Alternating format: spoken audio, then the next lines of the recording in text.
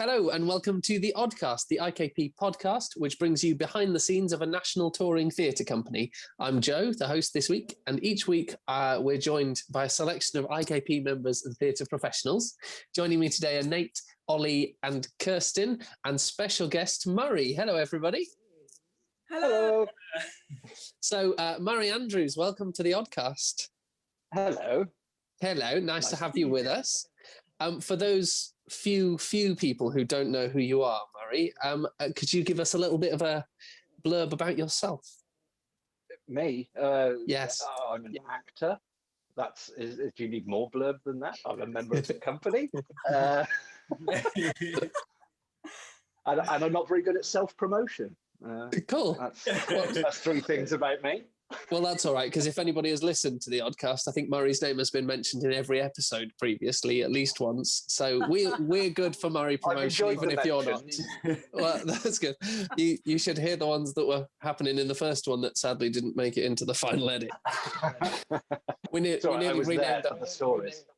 You were there. You did remember them. That's a very good point. Well, hopefully you remembered them. So yeah, Murray has been with us for. This is your fourth year with us now, isn't it? I think 4 years. Yes, it is. Yes, yeah, Three Musketeers. Summer show. Yeah, lovely. Yeah, so Three Musketeers, The Sword in the Stone, The Wonderful Wizard of Oz, and then this year Treasure Island and Beauty and the Beast. Already announced. Yeah, absolutely, and potentially more in the future. Who knows? I don't. Who knows? Who knows? That's the way we roll. So first off, we're going to start with just kind of something we've already covered in previous episodes for all of us, which is what memories do you have, Murray, of times when things haven't gone quite to plan? What's your best story of behind the scenes? Oh, there's so many things that haven't gone right. You kind of mentioned it the other day, but one of my favourite moments was Wizard of Oz with the set trying to take off while I was inside it. Because I was playing the wizard, trying to do all of my stuff inside there, and the entire set trying to lift up while I was inside. That was quite entertaining. Trying to hold it down while also doing magic tricks and things. Other than that, it's just the chaos that happens. It's always complete chaos backstage, which I love, absolutely love it. There's 4 people in a tent with a million costumes and props. Every time you come off stage, you can't find the things you need. That's one of the most entertaining things in the world. It's almost more entertaining than what's on in front. Yeah. I think that's part of the reason some of our audience intentionally sit round to the side. Like you get those families that turn up with their picnic blankets and sit so that they can watch us. It amazes me how many people sit round to the edge of the stage so that they can look straight into the back of the tent and see all the chaos going on. Mm-hmm. And you know that every single one of them has seen a show before of ours. And if they haven't, they definitely come back the next year and sit even further round. And sit in exactly the same spot or further round, yeah. It is definitely 2 shows for the price of one, though, if you can see behind the gazebo. Not that I'm advocating it for anybody that may come to see a show this year. Please don't all sit behind the stage, because that won't be good. Maybe I shouldn't have said that. So, okay, in which case, favourite role that you've ever played? Doesn't have to be with IKP. Ever played? Yeah. Ooh. It's a tough one. Hamlet's good. Hamlet's always fun. Which I had the added thing of I was the director, which also is a lot of fun. Oh, you branded it, did you? Well, I kind of branded it, but the guy who played Claudius directed me and I directed him, and we kind of co-directed the show. So it wasn't too much to take on. But, that one, Macbeth, is good. It's not all Shakespeare, but I really enjoyed, talking of shows that I really enjoyed, was being Merlin for IKP. I misheard you then. Really I thought you said your favourite thing was being murdered. It's like no, Merlin. Merlin, the wizard. Yeah, playing Merlin was great fun. I enjoyed watching you. Fun parts. Yeah. Yeah. Can't think of more off the top of my head. It's amazing. You do so many shows and then someone asks you what your favourite is and you go, I have no idea. I can't remember what the last show I was in was, you know. So last week, we had Jenny Cameron on. Jenny, wow.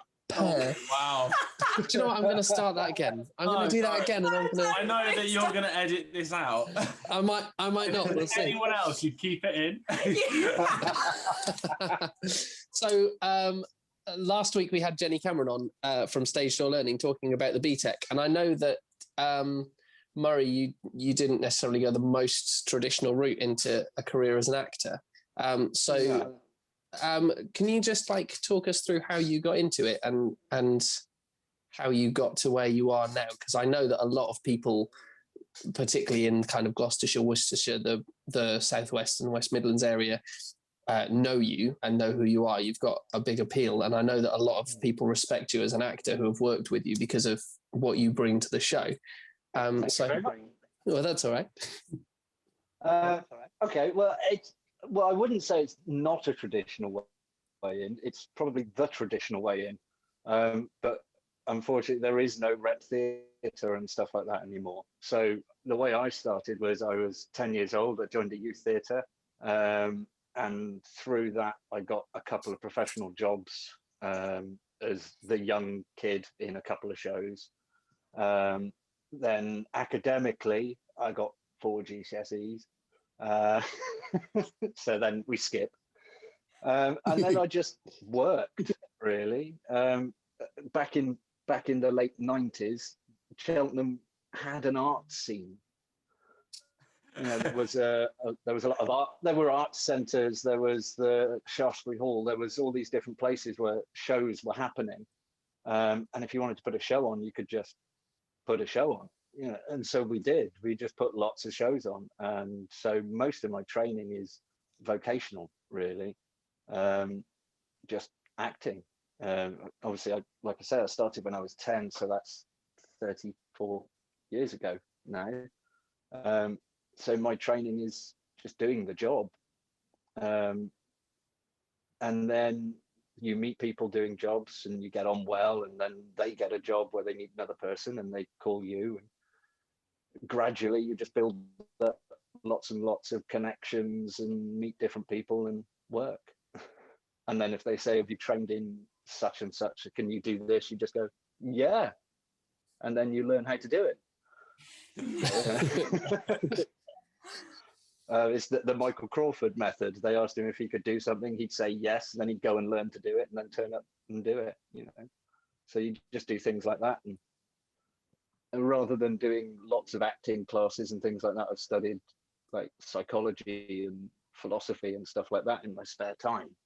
So you know how people think and how they tick, rather than going in the academic route. You just think, well, how do people feel? How do they react to stuff? And you copy it, you know. I mean, there's no magic to theatre. It's you go and pretend you're someone else and read the words that someone's written, you know. It's like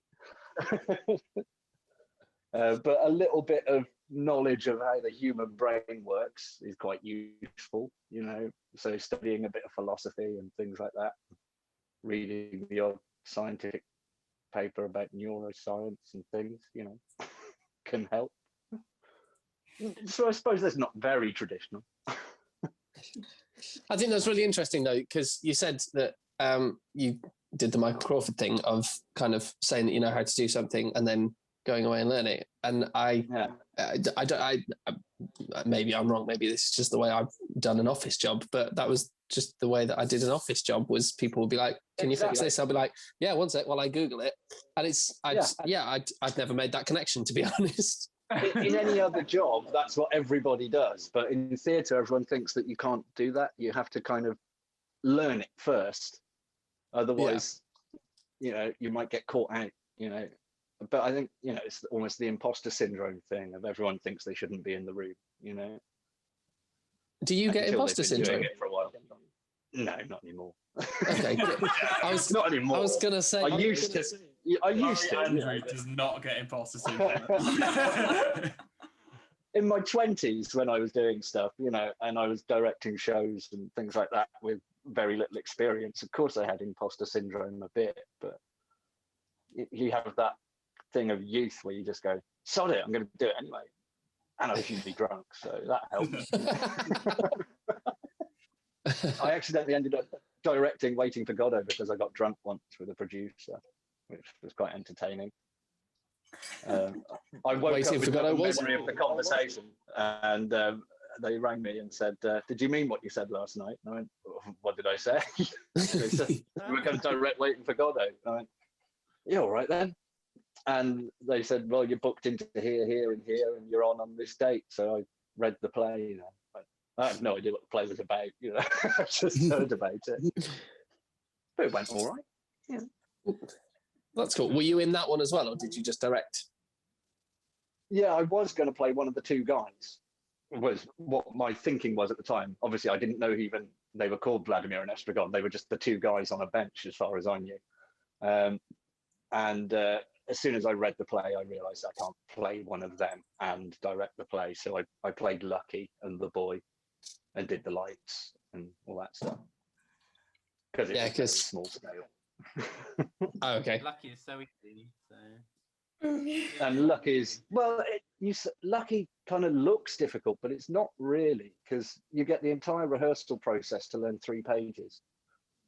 Everyone else is learning this really difficult, tortuous play where there's lots of repetition and all that kind of back and forth, and it's quite difficult for them. But all you've got to do is kind of stand there and then do this one long speech, and then that's it. And then I've the done second half, you come on, fall over, and then get up again and walk off. I don't know if I could do that. I struggle when I have to stand on stage for a long time and not do anything. It takes. I realised it during a previous show that I then have this weird vocal tick that it becomes my line, and I realise my line starts with me going because I've just. It's easier when you don't have any lines. That's a good point. When you have no lines, and you're the director, so you're standing there looking at the performance, thinking what could be improved, and all that kind of. So there's a lot going on in your head, but you're just standing there doing nothing. I also realised if I play Lucky, I can push myself to do a lot more than I could ask another actor. So, for instance, in the second half, when I came on and collapsed on the stage, I was in one of the most uncomfortable positions possible because it looked funny. And I couldn't have asked another actor to do that. But as I was the director, I was like, yeah, I'll just do it, So there are pluses to being an actor-director, that you can push yourself in a way that another director probably wouldn't. But then you also don't push yourself in ways that a director will, which you have to trust your other actors to kind of point out what you're doing wrong, I think. That's where a lot of actor directors don't get it right. Have you ever directed a show and not acted in it? Yeah, I've done 2 or 3, I think. Mostly comic things. I wouldn't mind doing more, but people tend to put me in the show, which is that's good. I'm not complaining. Yeah, that's fair. If you had Murray in the room, you'd be like, look, well, just put him on the stage. It's fine. It's fine. Main character. I've done lighting, I've done backstage, I've done sound, and I've directed, but I'm not as good at all those things as I am at acting, so people tend to hire me for the acting bit. I'm still sorry, Kirsty. I was gonna say, you're really good in the room though.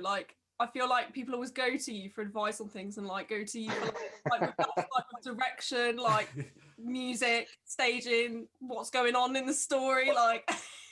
Well, I think it's a really useful thing as an actor to do all those other jobs. I think it teaches you a lot about your performance, and you find yourself as an actor thinking more about what the audience are seeing than what your character is actually feeling. You're thinking more about how are the audience seeing what I'm feeling, more than how can I portray it. It's seeing it from the other side, and it almost gives you a shortcut into it rather than doing the method thing. If I need to feel this, and you just go, well, what are they seeing? Well, they're seeing this. If I raise my eyebrow right now, they're going to think I think this, rather than you having to think it and then work out the physicality. And It's just like, almost like a little shortcut, which is quite useful, which you get from directing. Yeah. So I think directing is a really useful thing for an actor to do. Mm-hmm. Same with doing lighting or something like that. If you know how the lights work, you know how to find your light, you know, when you're on stage. I've seen some amazing performances where they were stood in the dark because they were so focused on their character and their emotions that they weren't stood where the light was pointing, you know. And some of the best actors can end up just ruining a performance by not having that little bit of stagecraft that is really useful to learn. Mm-hmm. It gives you a respect for the people that work backstage as well, which is really helpful. Yeah, I think it's really beneficial for actors, like, to have at least a couple of other things within theatre. I've always thought, like, I don't know how you can just be an actor and not be anything else, like not do directing or not do anything backstage or any of that, because like you said, like, it's the respect thing as well. Like, it's such a common thing with like actors being divas and like all of this kind of thing. It's like, that's common for a reason. Like, I feel like the more actually like talented and successful people, and the people that are actually really enjoyed within like the theatre world, and like, I don't just mean like, oh, they're famous or like whatever. I mean people who are actually like, you have them come into your theatre and like everyone likes them. It's because they know how the stage works. They don't just know how acting works, they know how the stage works, they know how the theatre works, they know how, like, they respect the environment they're in because they understand it. Well, I think there are some people that just don't get it, and then that's why they get labeled a diva or like any of that. Yeah. And also, the other thing is I kind of get bored quite easily. You know, so if I'm just acting, sometimes I get quite bored. It's one of the things I love about doing the summer touring, is that we turn up, we put the set up, we do all of those things. You know, you're not just turning up, sitting in a dressing room for half an hour waiting for the show. You turn up, you set up everything, you chat to the people that run the venue. After the show, you chat to some of the audience members. And I used to do a lot of village hall touring, and that was fantastic because you set up the show, then you meet Beryl, who's made you a cake, and you know, they feed you some sandwiches and soup and things, and you chat, and you're there for hours just to do like a 2-hour show, and you don't get bored because there's something new all the time. And when you're just acting, it can get really boring. You know, no matter how good the show is, if you get into week 3 of a run of a show and you're trying to find ways to keep it interesting. I think that's the nice thing about the way that we kind of tour rurally as well, is that you get to a new venue and the show has to change around the venue. Yeah, I mean, that's amazing when you turn up in a venue and you go, well, the show doesn't fit in here. Yeah. That's one of the most fun times you can have, because it's, how are we going to do this? All right, well, I can't come in from over there for that scene, so I'll pop up over here, you know, and you're just making it up as you go along, and it's brilliant. And you don't get that with main stage. Yeah, I feel like the warm-up is doing everything before it, and it is all of that. Like, that's how we get moving and get our brains going with it. Like, we're not just like wandering in going, oh my god, we're on in like half an hour. Like, yeah, nah. And there's little things with like being an actor on like a tour like this that you'd miss out on like in any other situation. Like when you get to 4 weeks into a run and then you go, actually, if we put the box in this way instead of this way, we've got way more space in the boot. And everyone's like, wow, that's amazing.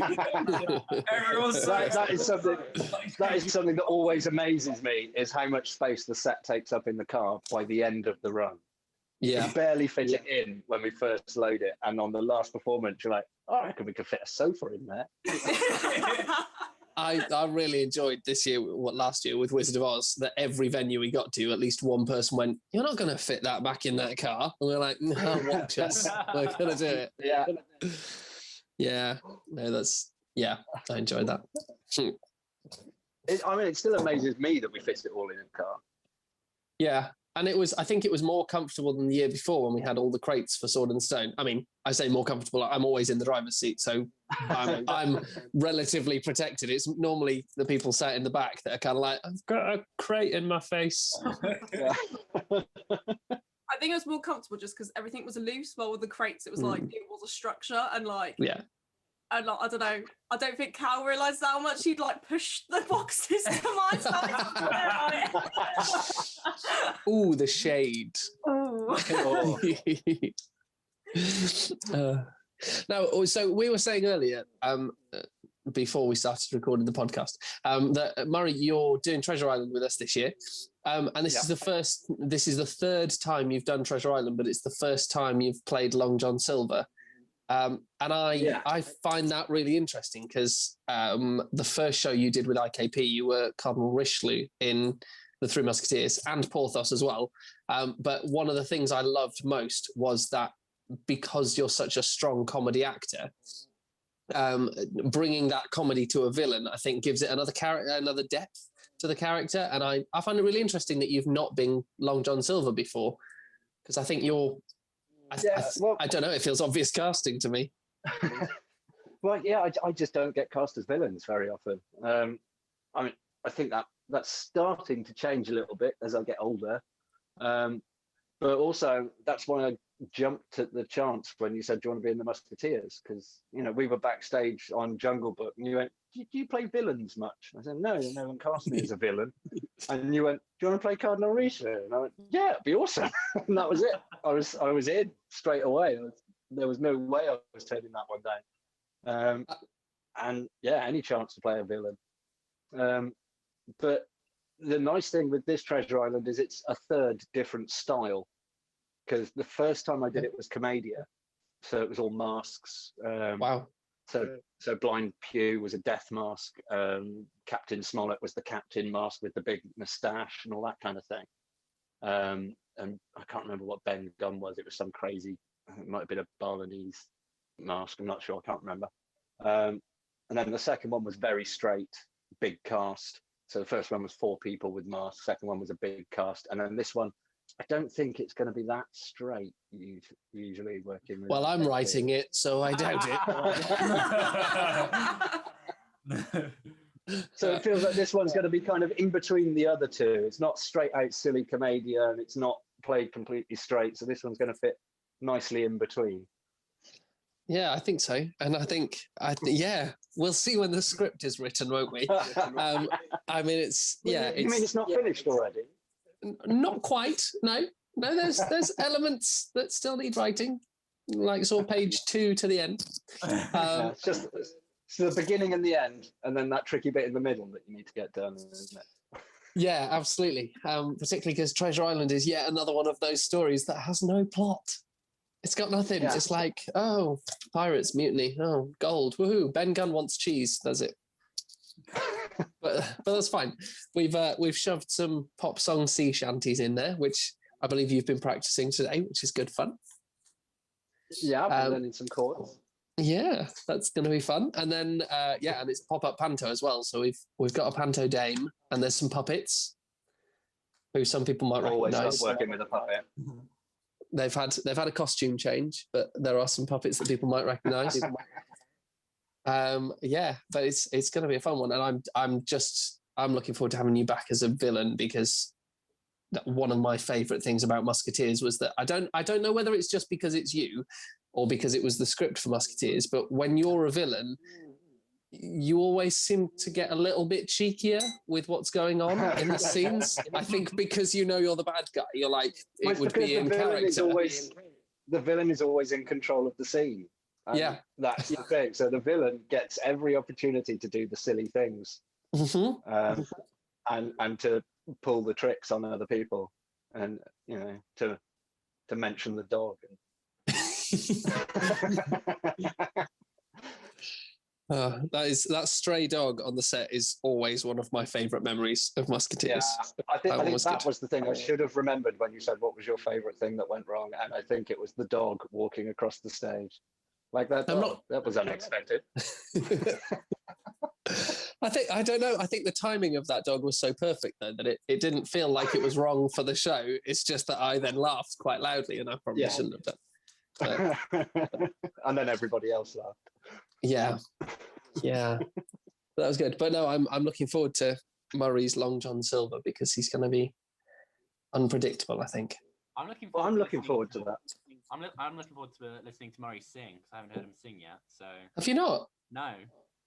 Murray's got a nice one. No. He can't be good at everything. No, we did do a bit of singing in the Musketeers.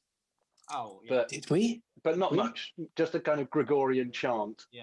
Oh yes, when I was a nun, we did. Yeah, Yeah. because nuns are always funny. This is. I mean, I need to remember this next time I have a workshop with the BTECs because I come in there with 3 rules, which is IKP's rules of how I like to run the company. Rule number 1 is a hungry company is not a happy company, because it's true. Like actors get hangry really quickly, which is why there's always a snack table at an IKP rehearsal. Yeah. The second one is try very hard to leave your ego at the door, because it's such an ensemble company. I think if you walk in there with a massive ego, you're not going to fit in. I think the third one needs to be that nuns are always funny, because nuns are always funny. Nuns are always funny.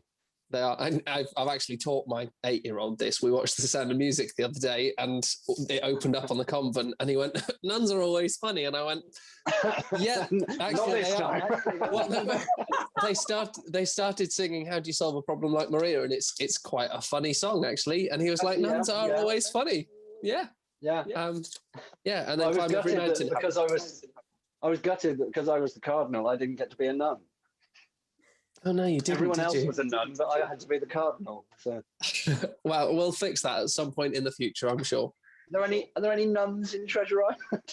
I don't think there's any nuns in Treasure Island, but there is a magical doorway in Beauty and the Beast that leads Belle to Beauty, not Belle. Whoops, that leads Beauty to wherever she wants to go. Sorry, not Belle at all. That's not her name. Is it not? Right. Well, it is. It is in the French translation. It is in the French. Yeah, in the original version, she doesn't have a name. She's called Beauty if you're doing the translation. So we could call her Belle. We could call her Beauty. But there's also this lovely. We could call her Doris if we wanted to, because nobody gives her name. She could be Gertrude for all we care. Gertie and the Beast. It'd be good. Please. Yeah. I mean, we could do that. Just anything that doesn't get Mr. Disney on our door is fine. That's fine. Yeah. So that'll be fun. We'll work out what she's called. I think she's probably going to be called Beauty, to be honest, because her name's in the title.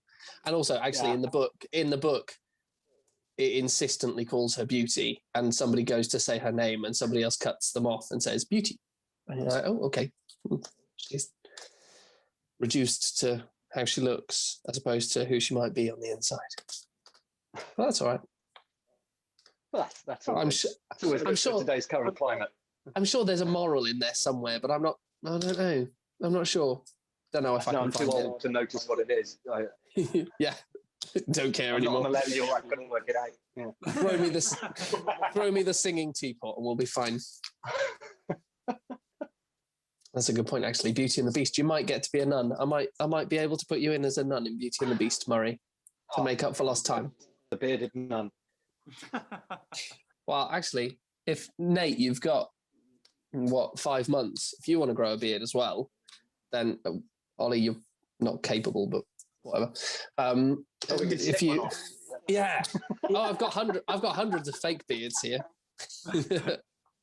Actually, Kirsten, you might as well grow a beard as well, and then the 5 of us can just be beardy for the summer. Sure, buzzing. Beardy and the Beast, even better. Yes! Or even just Beardy and the Beard. Why not? Let's just go all out. Make it all beardy. So, Murray, dream role, if you could be anything in any show ever, what would it be? Oh. Please don't say Beauty and the Beast. It's already cast. No. I don't know. I've done most of the things I wanted to do, but the thing I don't get to do much is farce, just straightforward farce. You know, one of those kind of vicar in the cupboard with his trousers down, lots of doors. Here come, one of those kind of shows. I love those kind of shows, and I've never been in one. What's your favourite farce? I don't know the names of any of them. I've just enjoyed watching them. Yeah. And it's a style of theatre that I love, and I've never been in one because people don't do it much. anymore. There used to be loads of farces on when I was young, and I remember watching them. And when I was in my teens and early 20s, watching farce and thinking it was hilarious, and going, I'm going to get in those when I'm a bit older, and then they don't exist anymore. Just no one does Brian Rick's farce, you know. I'm pretty sure we can do a farce one day. I mean, yeah, if somebody does a farce nowadays, it's noises off, isn't it? They did one in the West End a couple of years ago with Mir Sayal. It's all clever and deconstructed. It's not, my trousers have fallen down and here comes the vicar, which, you know, that's the stuff that I always think is hilarious. You know, it's a very good point as well. Actually, we've just talked about nuns being funny. Farces always have a vicar in. They always have a vicar, yeah, and someone's trousers always come off. I think actually one of the best Amdram shows that I ever saw was when I was growing up. I saw a local theatre group do one of the Farndales, the Farndale Avenue Housing Estate Townswomen's Guild's production of Macbeth, which was hilarious. It was really great. I remember seeing that one years ago, and it was hilarious. Yeah, I saw it at the Playhouse a long time ago. I wonder how well those stand up nowadays. It'd be interesting to look at. I read one once when I was about 18 called Look No Hands, that you couldn't do nowadays. Well, I wonder if it works as a period piece almost, because it's long enough ago that it's a different world. You know? Yeah. I guess. I don't know. Because people don't look at an Edwardian piece of theatre or something like that and say, but that's really offensive to today's values when they're watching it. Whereas you watch like Friends from the 90s, and people watch it and go, that offends my values, because it's not long enough ago that it's a different time. Yeah. Even though it really is, you know. And so the 70s farce, I think, is now so long ago that you can get away with it because it's a period piece and it's not your views as an actor or director or an audience. And I think there's a buffer zone there, and I think that's probably why it fell out of favour, because that's not the way we think. But now it's so long ago. Yeah, and there's that 20-year time gap of going, oh, that's too close for comfort. Exactly. Because there was that big thing about Friends, people getting into Friends during lockdown, and going, this is really offensive. I love Friends. Yeah. I'm aware. I couldn't understand it, but then, like it's from sorry, I couldn't hear you. Then you cut out on me. Yeah, but I think it's so close that people don't really view it as another time, and so they get offended. Yeah, and it's like, there's definitely jokes in it that are not good jokes and all of that kind of stuff. But it's like there's going to be things in this period of time that we have on the telly and all of that, and like, I don't know, in media in general, that in another 10, 20 years, people are going to be offended by. There's always going to be that backlog. It's just, as long as we can recognise that those things are problematic, you can still enjoy something. Like, well, it's almost when you get past that to the point where it's not even recognising it. It's so far from what we think that we don't need to worry about that people seeing it. I think it's a really interesting thing though, isn't it, as well, because historically, and I say that having been alive for the entire times that Friends was running, like historically, Friends was quite cutting edge for the fact I appreciate that nowadays, looking back, the representation of transgender people and the representation of non-heteronormative relationships is not good. It was quite cutting edge back then to have a lesbian couple as like prime characters, and to have it was radical just to even talk about them. Absolutely, and I think it's a really important thing to say that yes it was inappropriate, and yes there's a lot of fat shaming, and there's a lot of Chandler and Joey like being so straight that any sort of indication that there might be anything non-heterosexual between them is disgusting. Obviously there's stuff that can't be justified, but there's a lot of stuff that people were reacting to that actually for the time was really progressive. And it's a bit like looking back at Oscar Wilde writing Dorian Gray. The writing of Friends was as progressive at that point as Oscar Wilde writing clearly homosexual characters in the mainstream at the risk of going to prison and having hard labor, and actually going to prison and having hard labor as a punishment for his behavior. Stuff has to move forward, and you have to go through a phase. You have to go through things that people will look back on and go, oh, that probably isn't okay. But acknowledge that at the time that was fighting a battle that needed to be fought. Exactly, yeah. Absolutely. And I think that's something Sorry. I think a big problem as well with things like that is that nothing goes away anymore. Everything is now, because you can watch whatever you want to watch. So if you want to watch something from the 90s, you can put it on the TV now.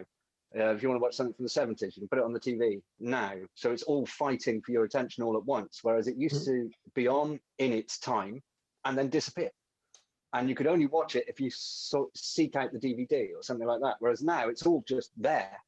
And so everyone is viewing old things as if they belong in today's culture, and having real problems with it. But because they can't quite connect that that's not part of today's culture because it's there.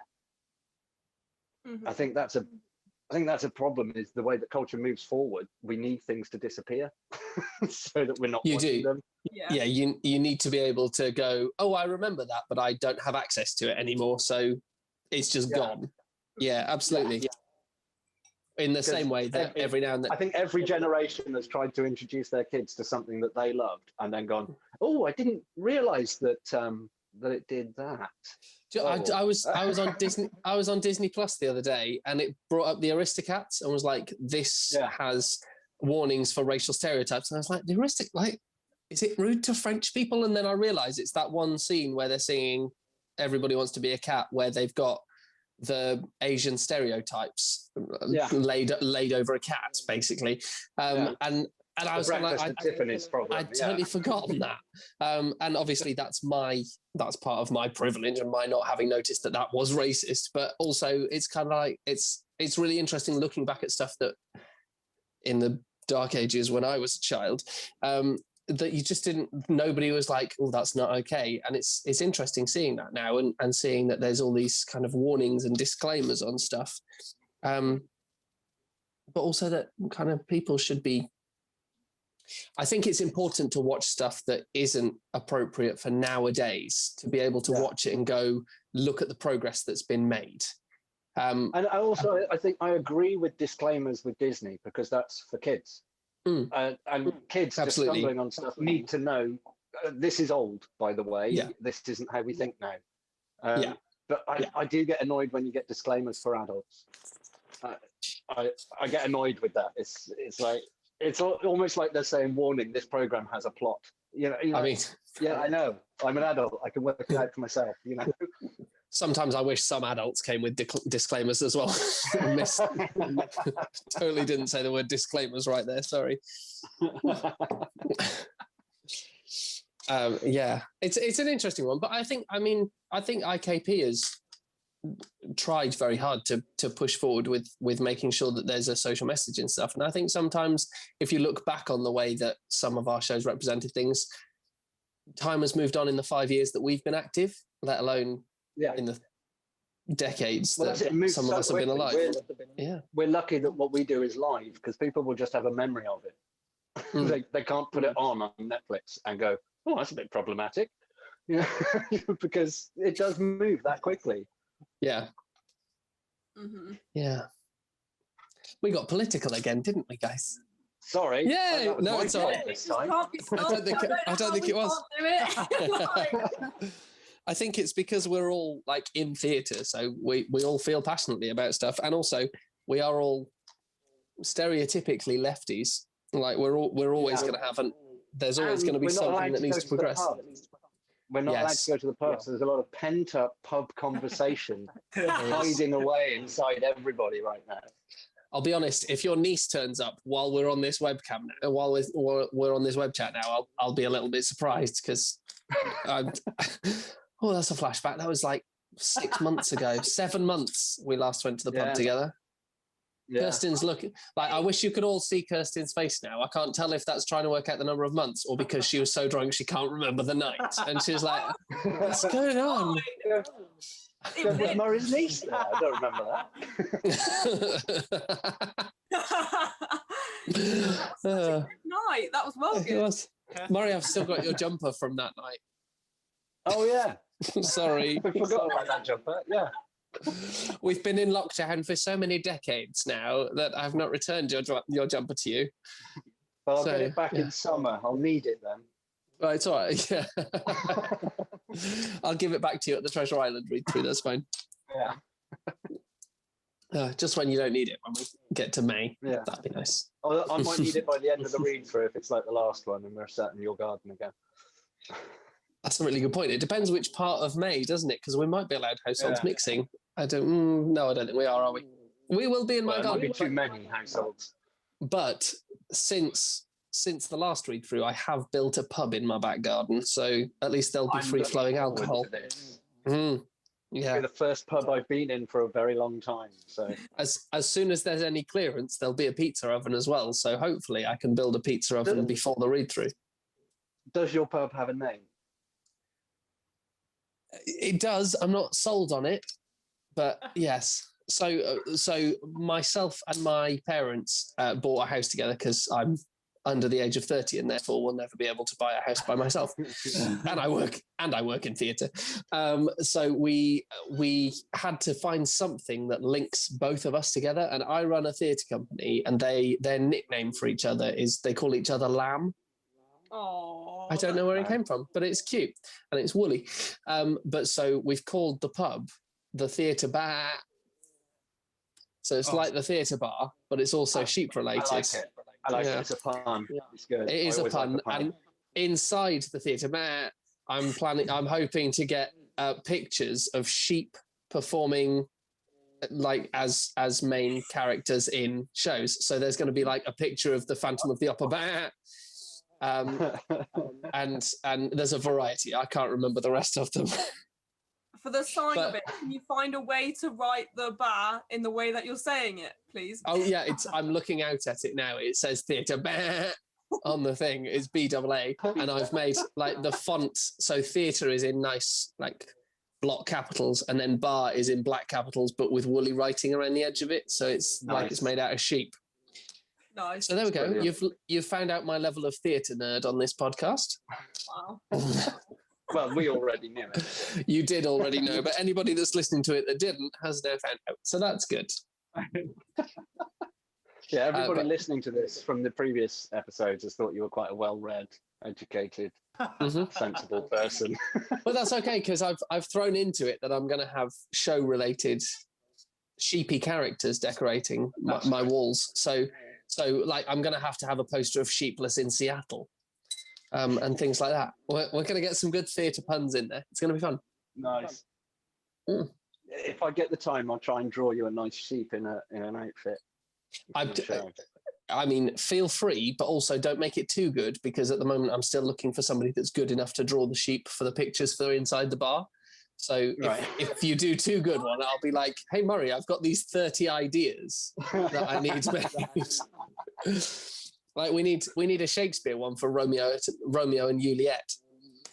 That needs thrown in there. So and Macbeth. Not Romeo. Romeo, yeah.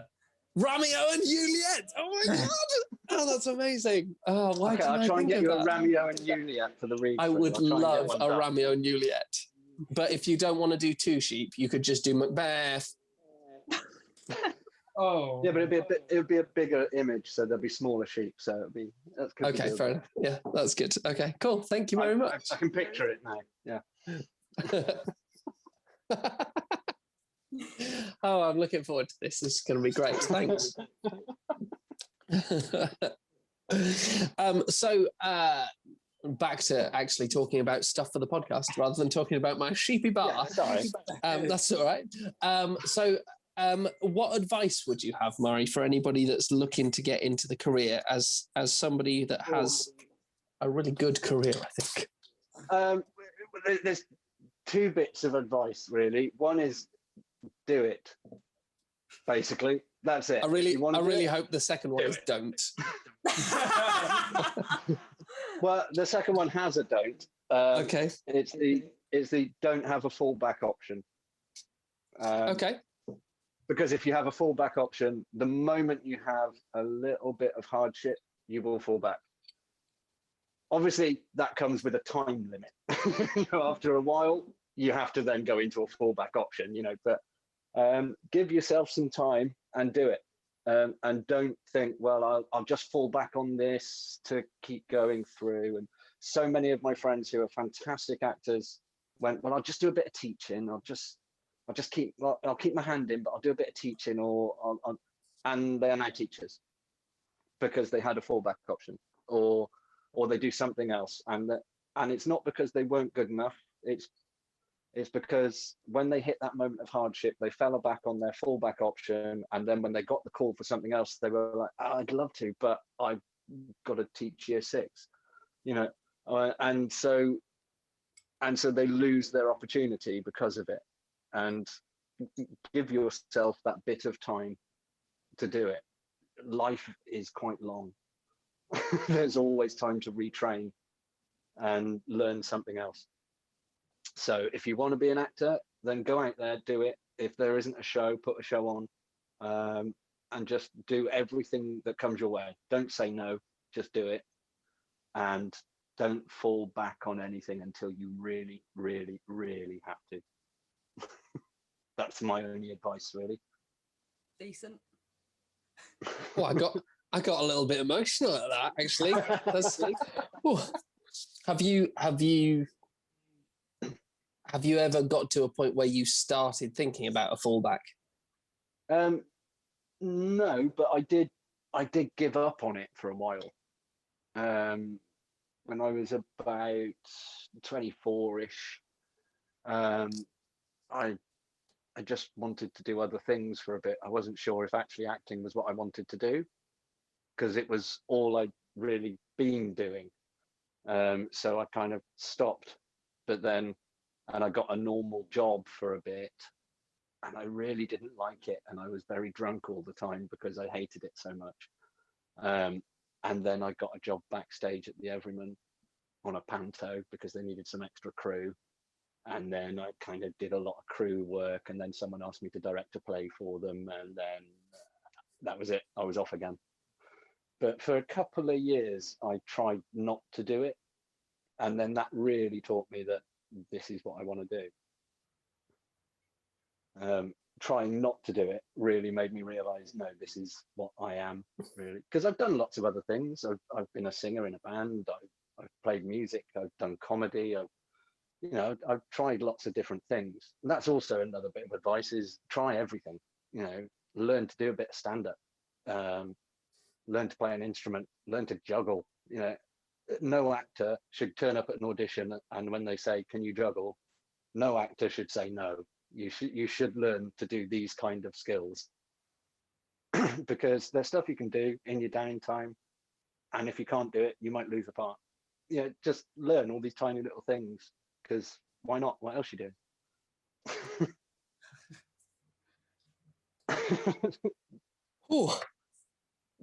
Yeah, personally, from my own point of view, I'm really glad that you didn't stop, because I mean, as the person that runs the company, I'm really happy to have you in the shows, but also as somebody that acts opposite you, I've learned so much from acting opposite you. I never kind of feel like I'm acting on a level with you. I feel like you're always pushing for the level to be slightly higher.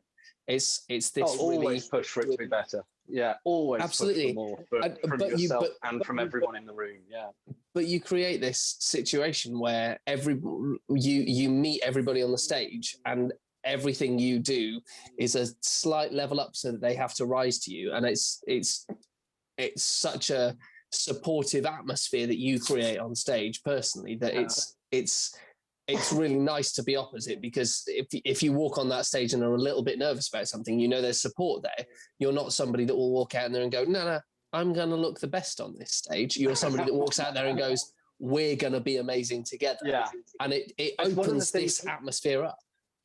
It's one of the things I love about this company as well, is that one of my big faults is that I never reach performance level in the rehearsal room.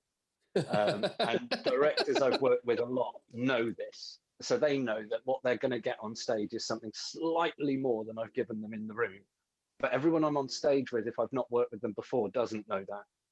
And what I love about this company is everybody in the company knows that we're going to play once the audience are there. You know, we're going to do what we've rehearsed, but we're also going to play. And I love that, because I start playing when the audience coming along, and so does everybody else. And I've worked with some companies where that doesn't happen. They a lot of the time it's the people that are very rigid in their training, and they're kind of, no, rehearsals are where you learn what you're going to do on stage, and you do what you did in the rehearsal. And I'm like, no, rehearsals is where you learn what you're going to do on stage, and then the show is where you go and then play with that. And some people can't cope with that.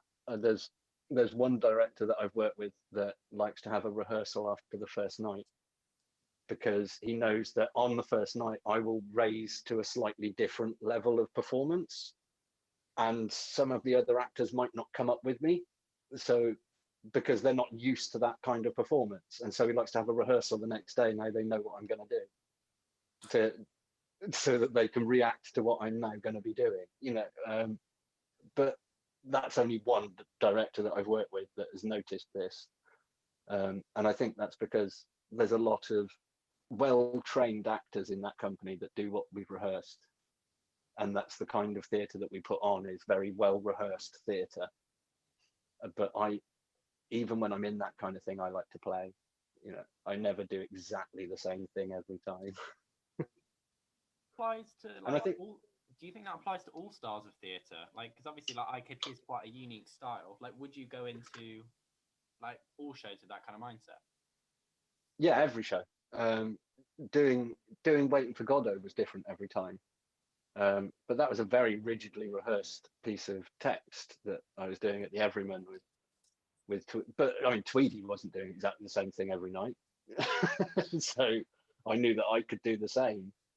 And the audience appreciate that they get a different show every time.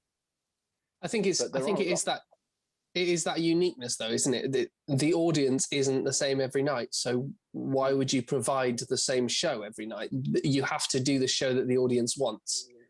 And I think there are some actors that do exactly the same show every night, and that is a skill, and they can be brilliant.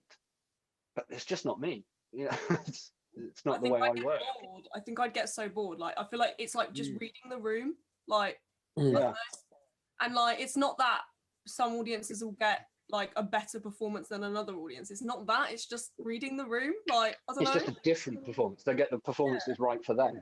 Yeah, and having an audience there as well. Like, there's so many times, like, bless Greg, when he'd be like, do this, like, you need to do this, like, blah, blah, blah, blah, blah. And then we'd go and do the show, and we do all of that, but like at such a higher level. And then he'd be like, wow. And it's like, I think us lot as actors anyway, and especially like our dynamics together anyway, I think we just, I don't know, we really come alive when we're in front of an audience. Like, I don't know. Yeah. Like, the audience gives us that, like... Yeah, it's keeping it alive, because, like, it doesn't, like, because there's a lot of styles of theatre where you need to be in that space at that time, in the right space to hit a light, or, like, because there's a truck moving and you don't move out of the way of the truck, you're going to get hit. So, like, you need to hit something. But, like, even when everything's rehearsed within an inch of its life, like, there's things that will happen that if you ignore, you'll look a bit stupid. Yeah. Like, I saw a show where it was a like production of Hedda Gabler, where Hedda was like spitting grapes at a glass on the other side of the room, trying to get it into the glass. And obviously, like, it never goes in. It never goes in because it's so far away. But on this one show I watched, it went in. So they all celebrated it going into the glass. Because if they just ignored that and was like, well, no, it never goes in. So I've rehearsed it not going in, and it goes in and you ignore it. You're going to look like a twat. Yeah. I don't know. It's just nice to, like, move things about and shape things up. Like, and it prepares you for, like, the unexpected. I don't know. I think that's probably it's one of the... Oh, sorry. I was just going to say, I think... No, you go ahead, yeah. One of the main things that you can't get taught, like in like vocational training with acting and stuff like that. Like you get taught like all of these techniques and stuff like that, and I think sometimes it can make a person quite insular, because, you know, they're thinking all the time about what's going on in here, inside I'm pointing to myself. That they're not thinking about like what's actually happening in the room and and the audience that's around it. And so I think it's a really important piece of information to take on as an actor, and that you do need to get that experience. And that's why it's a shame that like rep companies and stuff don't exist anymore very much, because I think people are losing out on a lot of valuable training from that kind of way. That's why I say do things like do a bit of stand-up, do dinner theatre, do all these different little things, because you learn different audiences and how they react and how to cope with little problems, because each one throws new problems at you and new ways to deal with them that you can use on stage, even if you're doing a piece of Shakespeare at the Globe. It's all of these skills all come together at different moments. Dinner theatre is the weirdest. I did a dinner theatre. I did a dinner murder mystery once, and it's just strange because you'll get halfway through and people are like, sorry, I've got quiche now, I'm not interested. It's weird. Also, the timing is always completely different because you're working on when people get their food. Yeah. And how long it takes them to eat it. And you have to entertain in the bits and fill it. So if you're the host of a piece of dinner theatre, you like, suddenly someone will come up to you and go, you need to go and fill 5 minutes. And you're like, what? You just go and talk to them for 5 minutes. So you just have to go out there and make up some stuff. And just doing that kind of thing gives you a lot of skills and a lot of confidence as well to just do whatever, and doing commedia as well, where you make up stuff on stage. And you bring that to every job you do, then. And it means you can just play, and if something happens in the room, you can just react with it and keep going. The difficulty is then staying in character and not taking it too far. That's where the training comes in, of doing it a lot in different places. Yeah, for sure. I think that's something I need to develop as an actor, because my mind just blanks. I just blank. I just absolutely blank. And like, I know it's something that comes with like experience and time and like practice and all of that. So like, I'm not too fussed about it, but there's so many times where I'm like, I'll think about something afterwards and I'm like, that would have been funny. But in the moment, I blank. But again, like you say, it's experience. A lot of the time people will go, I love that improv you did where you said this. You're like, yeah, I've done that before. It's not an improv, but they don't know that. They don't know that you've used that line at least 12 times before, but in different shows. But because the same thing happened, and once you invented it, then you've got this backlog of things, so you're never scared of what might happen, so you never blank. You've got that mind space left to work with whatever's happening now, because you've got all these backup things you can use. Yeah, absolutely.